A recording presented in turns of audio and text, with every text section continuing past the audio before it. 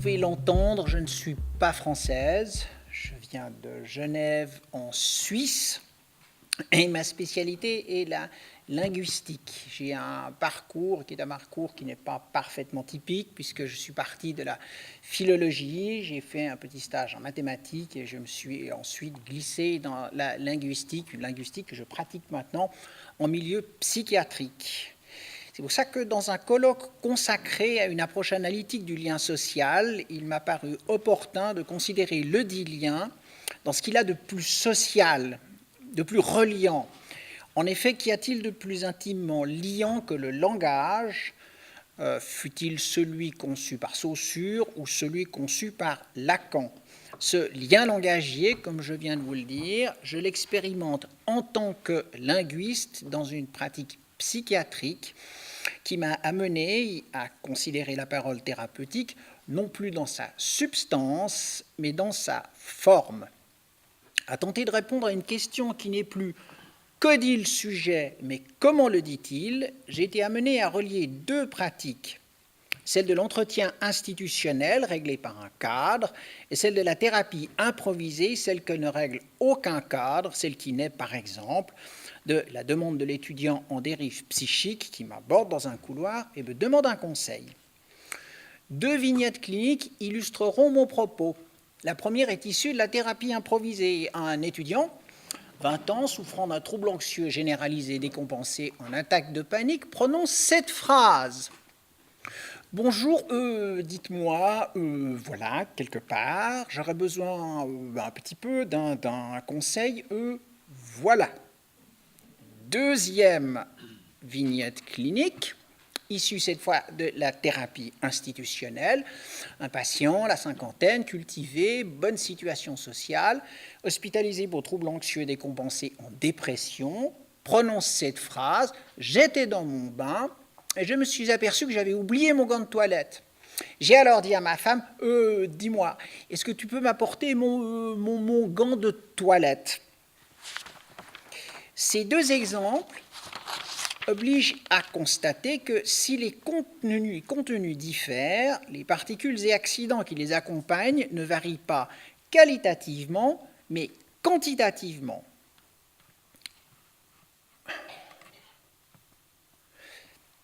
Au patient qui évoquait son gant de toilette, j'ai demandé « Quel rapport entretenez-vous avec votre épouse ?» Celui-ci m'a alors répondu par une crise de sanglots dont il n'est sorti que pour me lancer sur un ton désespéré. J'ai peur d'elle, elle me terrifie. Poussé plus en avant, l'investigation a montré un trouble identitaire, un trouble narcissique sans doute, qui a nécessité d'abord une prise de conscience et ensuite une thérapie adéquate. En perspective catamnestique, l'évolution psychique du patient a montré que la prise de conscience de ce trouble identitaire a réduit une anxiété qui le taraudait de longue date. Et de fait, comme sa dépression résultait de la décompensation de cette anxiété, son état s'en est trouvé amélioré et la mesure d'hospitalisation a pu être levée.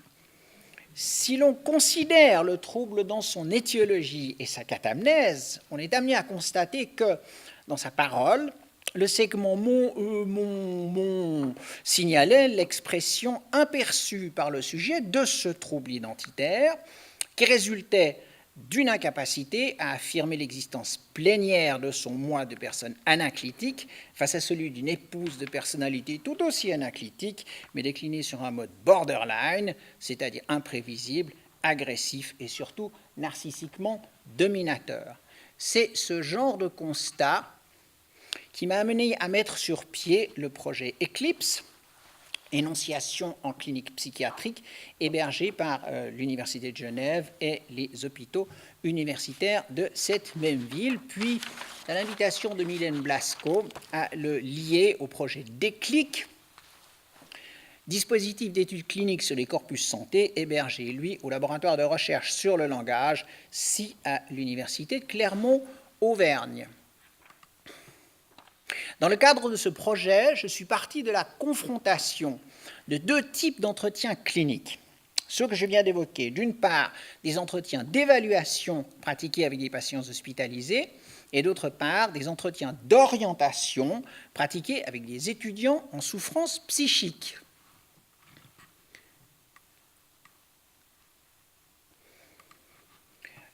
De cette confrontation, il est ressorti confirmation de ce que je viens d'évoquer, à savoir qu'il présentait une similarité énonciative bel et bien fondée sur la récurrence de parasites et d'accidents énonciatifs constitutifs de ce que j'ai fini par appeler, j'ai un petit problème là, voilà, ce que j'ai fini par appeler un métalangage énonciatif. Et que ce que l'on prenait pour des choses négligeables et dont on ne tenait d'habitude pas compte, portait en réalité un message qu'il fallait considérer.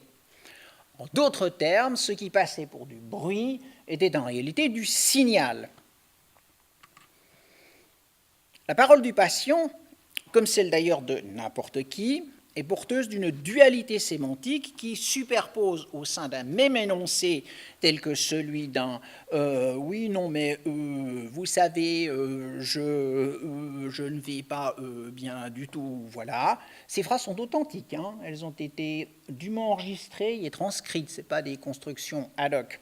Cette construction, cette phrase extrêmement chaotique, superpose tout d'abord un discours, celui que tout thérapeute enregistre, un « je ne vais pas bien du tout », mais aussi un métadiscours que l'on élimine d'ordinaire comme un obscurcissement qu'il importe de dissiper. Ce « oui, non, mais, vous savez, je, voilà ». Pour étoffer mon propos, je prendrai comme exemple ce dernier « voilà ». Voilà est ce qu'on appelle techniquement un présentatif rétrospectif. On entend par là qu'il est utilisé par le locuteur comme le moyen de cristalliser une cascade cognitive constituée de 5 étapes qui constituent 2 groupes. Tout d'abord, le locuteur signale qu'il a passé le point focal de son énoncé. Ensuite, le locuteur signale qu'il a dit ce qui lui importait vraiment. Mais enfin, le locuteur affirme qu'il n'a pas envie de continuer. Tout cela implique 2 choses. La première, c'est que ce qui se trouve avant voilà est important pour l'énonciateur et que ce qui se trouve après voilà n'est destiné qu'à satisfaire ce que j'appellerais une attente sociale.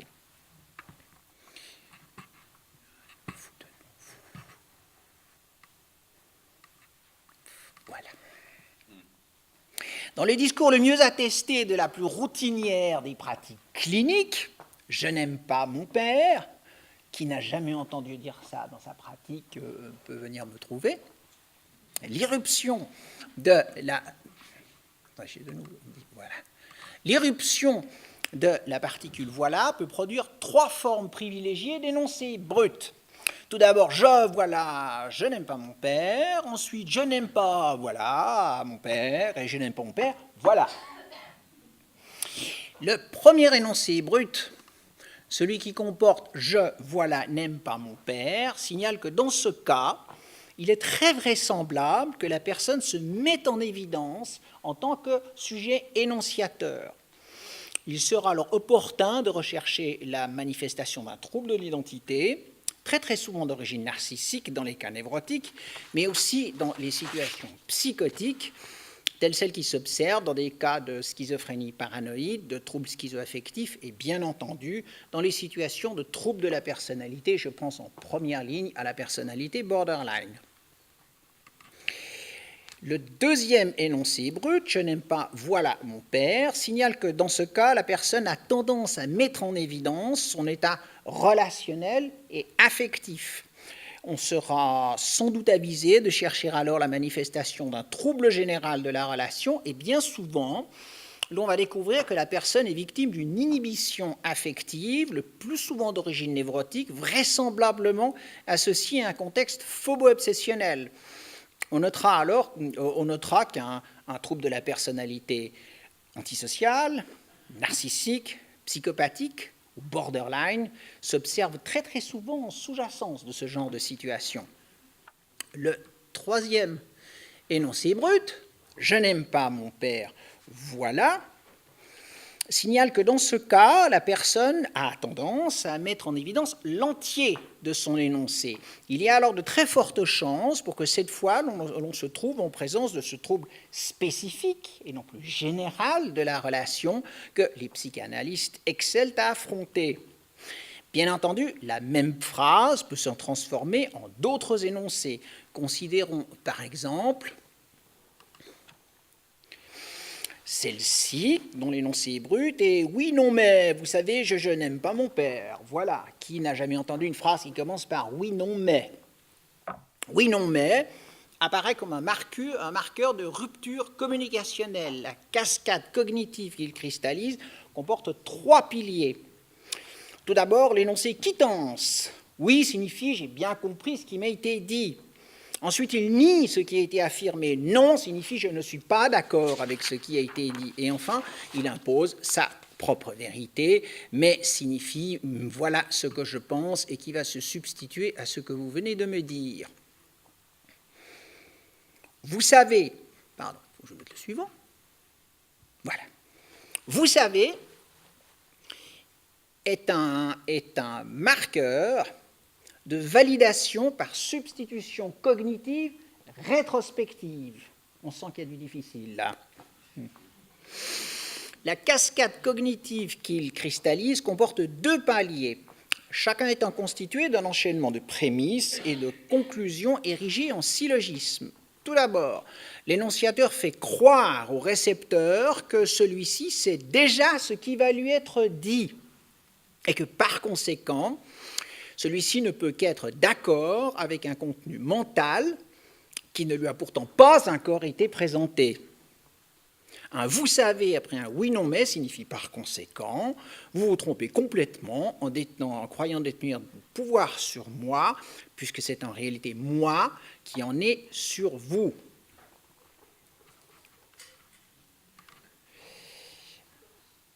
On aura compris que l'ensemble des bruits et parasites de la parole est susceptible d'une interprétation.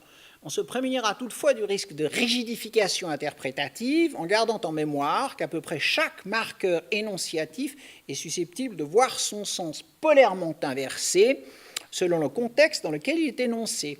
Par exemple, un voilà. Un voilà affirmé nettement signifiera « j'ai raison, il faut me prendre comme je suis, voilà ». Un voilà ce voilà révèle d'ordinaire une affirmation de la puissance narcissique du sujet, en tout cas doit amener à diriger l'investigation dans ce sens. En revanche, un voilà hésitant exprimera l'inconfort résultant d'une communication que l'énonciateur juge comme insatisfaisante. L'énonciateur tente alors de faire comprendre qu'il n'a pas réussi à exprimer le fond réel de sa pensée et qu'il en est frustré. Ce voilà, à l'inverse du précédent, révélera un moment d'impuissance narcissique, de frustration. Incarné dans un autre type de phrase bien souvent entendue, un voilà affirmé sera, comme je viens de vous le montrer, narcissique. Mon alcoolisme ne vous regarde pas, voilà. Quand le même voilà, présenté cette fois avec hésitation, sera de type anaclitique. Je suis très gêné de vous parler de mon alcoolisme, voilà. Un donc est un marqueur très très important et très intéressant. Un donc affirmé péremptoire sera lui aussi porteur d'une revendication narcissique.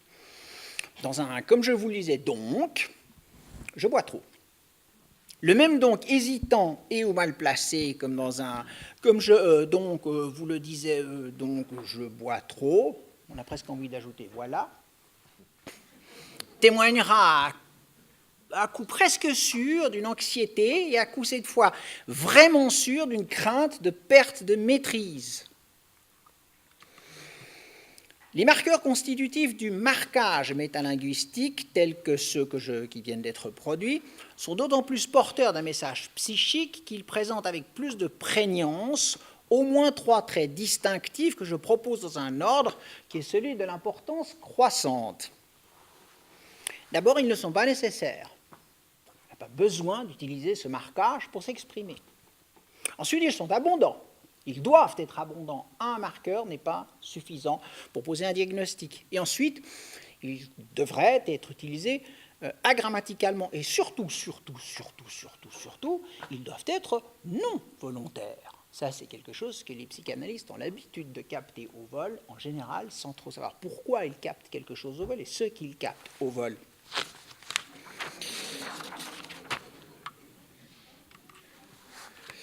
Ces marqueurs, outre leur valeur d'indicateur d'un état psychique, ont une fonction que l'on peut au moins trouver double.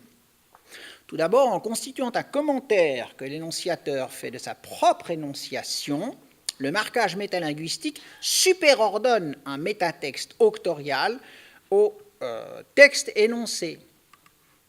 Et ensuite, eh bien évidemment, le marquage métalinguistique ouvre sur les lieux de la douleur souterraine.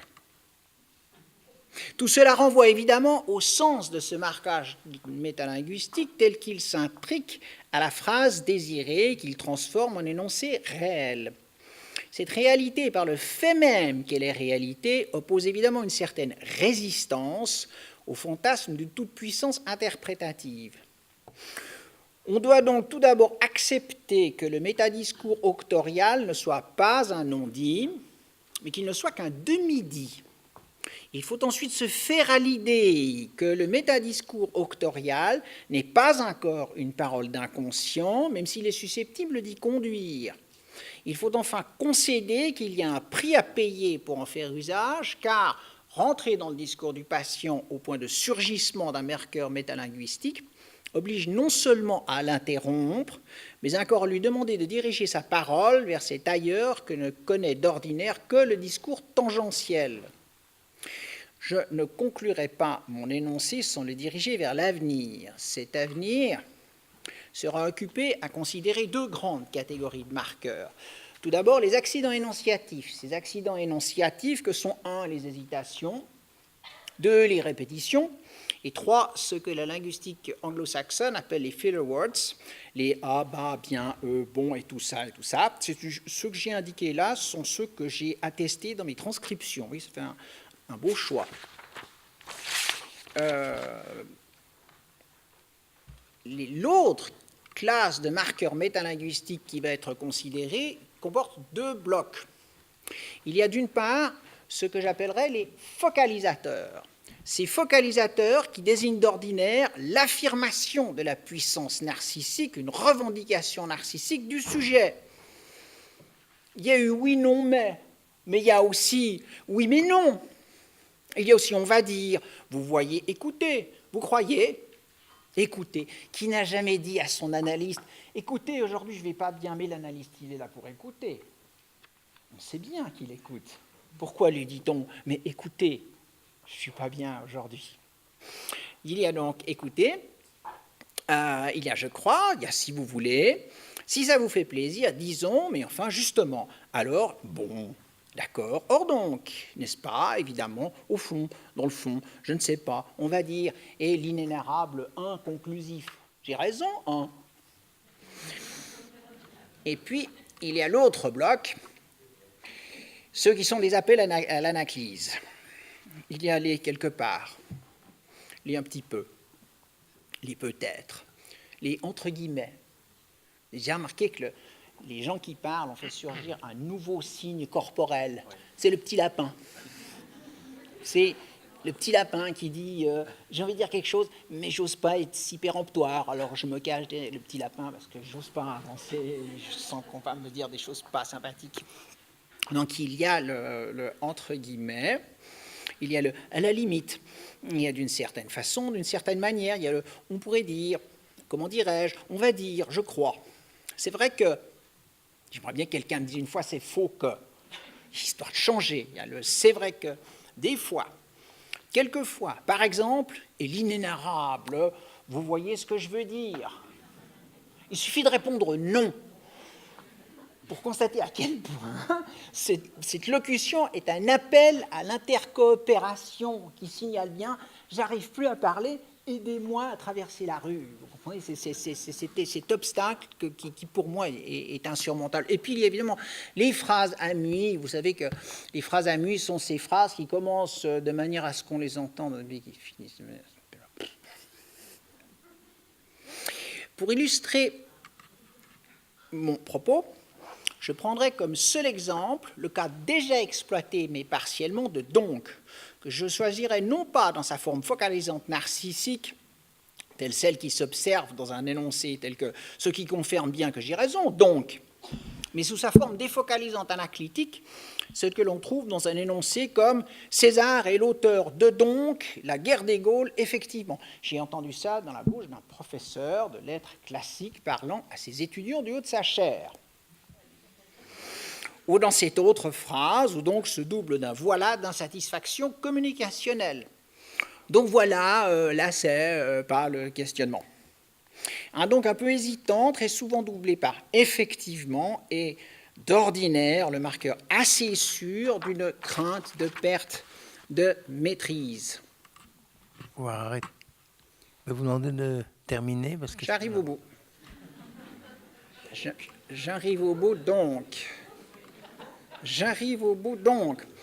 Cette crainte de perte de maîtrise, voilà donc un petit peu, est un marqueur purement, entre guillemets, émotionnel, que ne modifie qu'à peine le niveau culturel ou l'assurance technique du sujet énonciateur, puisque l'on en trouve la manifestation aussi bien chez un éminent membre du corps académique s'exprimant sur le net. Oui, bonjour, je suis Martin Durand, c'est pas son nom, hein. Bonjour, je suis Martin Durand, donc je suis chirurgien digestif, professeur au CHU de je sais pas où, et je suis aussi chef du tralala, est un numéro dans lequel donc on travaille sur les cancers de l'œsophage et de l'estomac, donc concernant les cancers de l'estomac, il y a effectivement sur le plan hépatopathologique, je vous passe la suite, on trouve ça chez les gens très très cultivés, et on trouve ça aussi chez les gens évidemment extrêmement simples. Voilà quelqu'un qui est un fils de boucher, qui dit ma fille était quincaillier, et donc ils se sont installés, mais qu'il n'y a pas de relation causale entre les deux. Il dit je me lance dans mon travail de paysan, donc j'ai trouvé une exploitation de 7 hectares que j'ai loué, l'élevage m'intéressait, donc j'ai mis en place un élevage de veaux, donc carrément fait dans un champ, fait de bâtiments, et puis donc c'est créé, etc., etc. Conclusion. La pragmatique du langage fait accéder à une part imperçue de la parole du sujet. Cette part imperçue porte un message à travers lequel un inconfort émotionnel tente de passer dans le mode rationnel de l'énonciation normale. Afin d'accéder à ce qui suscite cet inconfort émotionnel, je pense qu'il serait nécessaire de constituer une linguistique analytique dont vous avez vu passer les premiers linéaments. Cette linguistique analytique, je peux en proposer un début de définition. Cette linguistique analytique devrait être un outil qui, une fois convenablement développé, devrait permettre de mettre en évidence l'existence d'une autre relation verbale liant le sujet et le thérapeute. Cette relation présente au moins 2 caractéristiques. La première est d'être une des voies du transfert, car elle lie l'émotion du sujet à la raison du thérapeute. La seconde est d'être une des voies de la thérapie, car elle lie la raison du thérapeute à l'émotion du sujet.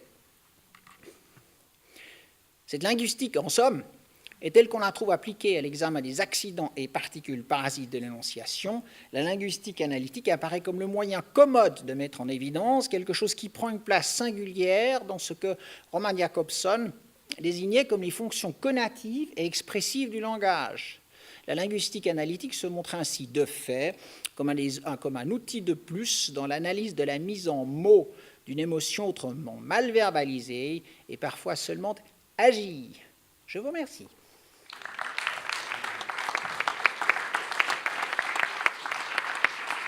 Bon, alors, je suis Mylène Blasco, donc c'est moi qui dirige le fameux projet Déclic dont a parlé Carole. Donc on travaille ensemble, on commence à travailler ensemble. Alors je n'ai pas de questions à te poser, j'ai des compléments à donner, me semble-t-il, si tu permets. C'est que tout d'abord, ces éléments dont tu as parlé, il faut dire qu'ils sont nécessaires et ils sont... ils sont nécessaires à l'oral. On ne peut pas faire de l'oral si on n'a pas ces éléments à disposition. Et donc, c'est parce qu'on a une culture de référence à l'écrit qui fait qu'on les a appelés parasites et accidents.